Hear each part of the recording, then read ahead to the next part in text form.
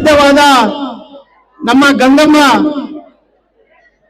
ತಾಯಿಯ ಒಂದು ಆಶೀರ್ವಾದದಿಂದ ಏನು ನಮ್ಮ ಗಡಿ ಭಾಗದ ಆಂಧ್ರ ಪ್ರದೇಶ ಮತ್ತು ತಮಿಳುನಾಡಿನಿಂದ ಬಂದಿರತಕ್ಕಂತ ಪ್ರಸಿದ್ಧವಾದ ಗಂಗಮ್ಮ ತಾಯಿಯ ಆಶೀರ್ವಾದ ಮತ್ತು ನಿಮ್ಮೆಲ್ಲರ ಆಶೀರ್ವಾದದಿಂದ ಗಂಗಮ್ಮ ಜಾತ್ರೆಯ ಮತ್ತು ನಿಮ್ಮ ಸಂಕ್ರಾಂತಿ ಹಬ್ಬದ ಆರ್ಥಿಕ ಶುಭಾಶಯಗಳನ್ನು ಕೋರುತ್ತಾ ಈ ಜಾತ್ರೆಗೆ ಆಗಮಿಸಿ ಆಸೀನರಾಗಿರ್ತಕ್ಕಂಥ ನನ್ನ ಮಾರ್ಗದರ್ಶಿಗಳು, ನನ್ನ ಗುರುಗಳು, ಜೆಡಿಎಸ್ ಪಕ್ಷದ ಒಂದು ಸಕ್ಸಸ್ ಅಧ್ಯಕ್ಷರು ಆಗಿರ್ತಕ್ಕಂಥ ಕಾಡನಹಳ್ಳಿ ನಾಗರಾಜನವರೇ ಮತ್ತು ಪಶ್ಚಿಮ ಕ್ಷೇತ್ರದ ಕೋಮಲ್ ನಿರ್ದೇಶಕರು ಆಗಿರ್ತಕ್ಕಂಥ ನನ್ನ ಅಣ್ಣನ ಸಮಾನರಾದ ಬಿ.ವಿ. ಶ್ಯಾಮಣ್ಣವರೇ ಮತ್ತೋರ್ವರು ಖ್ಯಾತ ವಕೀಲರು, ನಮ್ಮ ಜೆಡಿಎಸ್ ಪಕ್ಷದ ವಕ್ತಾರರು, ನಮ್ಮ ಪಕ್ಷದ ಹಿರಿಯರು ಆಗಿರತಕ್ಕಂಥ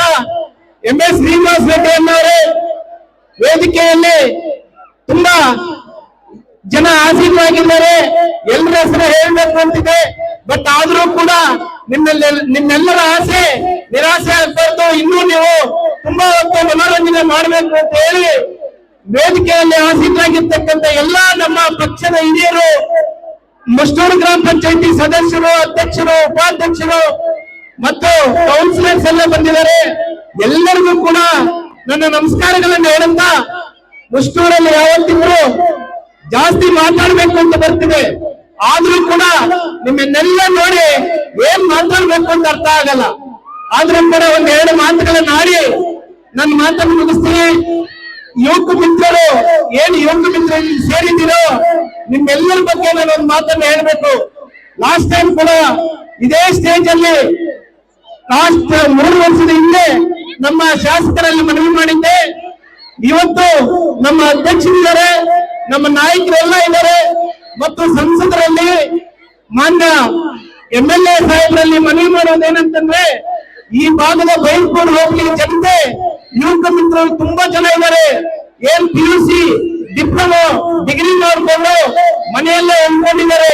ಈ ಭಾಗದಲ್ಲಿ ಎಲ್ಲ ನಿರುದ್ಯೋಗಿಗಳು ಆಗ್ತೀರಾ, ತಾವೆಲ್ಲರೂ ಮನಸ್ಸು ಮಾಡಿ ಕೇಂದ್ರದಲ್ಲಿ ನಮ್ಮ ಕುಮಾರಣ್ಣವರು ಮಿನಿಸ್ಟರ್ ಆಗಿದ್ದಾರೆ, ಅವರ ಹತ್ರ ಕೇಳಿ ತಾವೆಲ್ಲರೂ ಕೂಡ ನಮ್ಮ ಬೈಲ್ಪುರ ಹೋಬಳಿಗೆ ಯಾವ್ದಾದ್ರು ಒಂದು ಕಾರ್ಖಾನೆಗಳು, ಫ್ಯಾಕ್ಟರಿಗಳನ್ನು ತಂದು ನಮ್ಮ ಯುವಕ ಮಿತ್ರರಿಗೆ ಒಂದು ಅವಕಾಶವನ್ನು ಕೊಟ್ಟು ಒಂದು 5,000 ಜನರಿಗೆ ಉದ್ಯೋಗಾವಕಾಶ ಮಾಡಿಕೊಡ್ಲಿಕ್ಕೆ ಈ ಭಾಗದಲ್ಲಿ ಮಾಡಿಕೊಡ್ಬೇಕು ಅಂತ ಹೇಳಿ ತಮ್ಮೆಲ್ಲರಲ್ಲೂ ಕೂಡ ನಾನು ಮನವಿ ಮಾಡ್ತಾ ಇದ್ದೀನಿ. ಅದೇ ತರ ಯಾಕೆ ಈ ಮಾತು ಇಲ್ಲೇ ಆಗ್ಬೇಕು ಅಂತ ಹೇಳ್ತಿದ್ದೀನಿ ಅಂತಂದ್ರೆ, ಮಾಲೂರಿಂದ ಬೆಂಗಳೂರಿಗೆ ವಲಸೆ ಹೋಗ್ತಾರೆ ಯುವಕರು, ಹೋಗಿರ್ತಕ್ಕಂಥವ್ರು ಅಲ್ಲಿಂದ ಟ್ರೈನ್ ಕೇವಲ 20-25 ನಿಮಿಷಕ್ಕೆ ಬೆಳಗ್ಗೆ ಹೋಗಿ ಅವ್ರ ಕೆಲಸ ಮುಗಿಸ್ಕೊಂಡು ಸಂಜೆ ವಾಪಸ್ ಆಗ್ತಾರೆ. ಅದೇ ತರ ಬಂಗಾರಪೇಟೆ ಅನುಕೂಲ ಇದೆ, ಎಲ್ಲರಿಗೂ ಅನುಕೂಲ ಇದೆ. ಬಟ್ ಈ ಗಡಿ ಭಾಗದಲ್ಲಿ ನಮ್ಮ ಮುಂಭಾಗದ ಜನತೆ, ನಮ್ಮ ಯುವಕರಿಗೆ ಯಾವುದೇ ಅನುಕೂಲ ಇಲ್ಲ. ದಯವಿಟ್ಟು ನಾವೆಲ್ಲರೂ ಕೂಡ ನಮ್ಮ ಯೂಟ್ಯೂಬ್ ಚಾನೆಲ್ ಮುಖಾಂತರ ನಿಮ್ಮೆಲ್ಲರಿಗೂ ನಾನು ಮನವಿ ಮಾಡ್ತಾ, ಮತ್ತೆ ಇವತ್ತು ನಾವು ಮಸ್ಟೂರು ಗ್ರಾಮ ಪಂಚಾಯತಿ ಸದಸ್ಯರು, ಅಧ್ಯಕ್ಷರು ಕೂಡ ನಮ್ಮ ನಾಗರಾಜನವರಿಗೆ ಉತ್ಪೂರ್ವಕ ಅಭಿನಂದನೆಗಳನ್ನು ಸಲ್ಲಿಸಬೇಕಾಗ್ತದೆ. 5 ವರ್ಷದ ಹಿಂದೆ ನನಗೆ ಹೇಳಿದ್ರು, ಮಸ್ಟೂರಲ್ಲಿ ಹೋಗಿ ಮಸ್ಟೂರು ಪಂಚಾಯತಿ ನಮ್ಮ JDS ಪಕ್ಷವನ್ನು ಕಟ್ಟಬೇಕಾಗ್ತದೆ, ಅಲ್ಲಿರೋ ಹಿರಿಯರೆಲ್ಲರೂ ಕೂಡ ನಮ್ಮ ನಾಯಕರೆಲ್ಲರೂ ಇದ್ದಾರೆ, ಅವ್ರ ಜೊತೆ ನೀವು ಹೋಗಿ ಸಪೋರ್ಟ್ ಮಾಡಿ ಮಸ್ಟೂರು ಪಂಚಾಯತಿಯಲ್ಲಿ JDS ಪಕ್ಷವನ್ನು ಬಲಪಡಿಸಬೇಕು ಅಂತಂದ್ರು. ಆ ಸಮಯದಲ್ಲಿ ನಾನು ಬಂದು ಇಲ್ಲಿ ಎಲ್ಲಾ ನಾಯಕರನ್ನು ಒಗ್ಗೂಡಿಸಿಕೊಂಡು ನಾವು ಮಾನ್ಯ ವಿಧಾನಸಭೆ ಚುನಾವಣೆಯಲ್ಲಿ ಪ್ರತಿ ದಿವಸ ರಾತ್ರಿ ಹೊತ್ತು ಪ್ರತಿ ಮನೆ ತಿರುಗಿದೀವಿ. ಪ್ರತಿ ಮನೆಗೂ ಹೋಗಿ ನಾವು ದೊಡ್ಡವರಿಗೆ ಕಾಲಿಡ್ಕೊಂಡು ಚಿಕ್ಕವ್ರ ಕೈ ಇಟ್ಕೊಂಡು ಓಟುಗಳನ್ನು ಹಾಕಿಸಿ 15 ವರ್ಷದಿಂದ ಕಾಂಗ್ರೆಸ್ ಪಕ್ಷ ಮೆಜಾರಿಟಿಯಲ್ಲಿತ್ತು. ಆದ್ರೂ ಕೂಡ ನಮ್ಮ JDS ಪಕ್ಷಕ್ಕೆ ಲಾಸ್ಟ್ ಟೈಮ್ ಕೊನೆ ಟೈಮ್ ನಮ್ಮ JDS ಪಕ್ಷಕ್ಕೆ ನೀವು ಅಭೂತಪೂರ್ವವಾದ ಓಟುಗಳನ್ನು ಕೊಟ್ಟಿದ್ದೀರಾ. ನಮ್ಮ ನಾಯಕರು, ನಮ್ಮ ಮಸ್ಟೂರು ಪಂಚಾಯತಿ ನಾಯಕರು ನಮ್ಮ ಮರ್ಯಾದೆಯನ್ನು ಉಳಿಸಿದ್ದೀರಾ. ಮತ್ತು ಗ್ರಾಮ ಪಂಚಾಯತಿ ಸದಸ್ಯರು ಯಾಕೆ ನಮ್ಮ ನಾಗರಾಜನವರಿಗೆ ಅಭಿನಂದನೆಗಳನ್ನು ಹೇಳಬೇಕು ಅಂತಂದ್ರೆ, ಗ್ರಾಮ ಪಂಚಾಯತಿ ಸದಸ್ಯರು 2ನೇ ಅವಧಿಗೆ ನಮ್ಮ ದಲಿತ ನಮ್ಮ ತಂಗಿಯ ಸಮಾನರಾದ ಶೋಭಾ ಸುಧಾಕರ್ ಅವರ ಅಧ್ಯಕ್ಷರಾಗಕ್ಕೆ ಕಾರಣ ನಾನು 2 ತಿಂಗಳು ನಮ್ಮ ಸಂಸದರನ್ನ ನಮ್ಮ ಗ್ರಾಮ ಪಂಚಾಯತಿ ಸದಸ್ಯರನ್ನ ಪ್ರವಾಸ ಕರ್ಕೊಂಡು ಹೋಗಿದ್ದೀವಿ.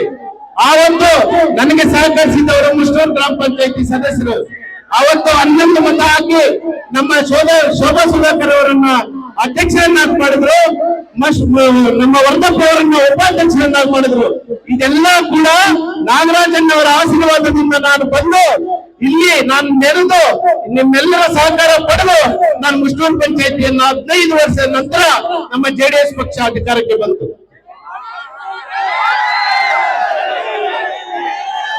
ನಿಮ್ಮೆಲ್ಲರಿಗೂ ಕೂಡ ಏನು ಈ ಕಾರ್ಯಕ್ರಮವನ್ನು ಕಾರ್ಯಕ್ರಮವನ್ನು ವೀಕ್ಷಣೆ ಮಾಡಕ್ ಬಂದಿದ್ದೀರೋ ತಾವೆಲ್ಲರೂ ಕೂಡ ಏನು ನೋಡಿ ಬಿಲ್ಡಿಂಗ್ ಮೇಲೆ ಎಲ್ಲ ಇದ್ದೀರಾ, ಸುತ್ತಲೂ ಇದ್ದೀರಾ. ತಾವು ದಯವಿಟ್ಟು ಎಲ್ಲ ಏನು ತೊಂದರೆ ಆಗ್ತೀರಾ ಆರಾಮಾಗಿ ಮನೆಗಳಿಗೆ ಹೋಗಿ.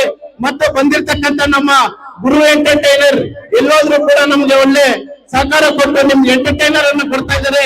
ಅವ್ರನ್ನ ಸ್ವಲ್ಪ ನೀವು ಅವ್ರನ್ನ ಮರ್ಯಾದೆ ಕೊಟ್ಟು ಕಳಿಸಿ.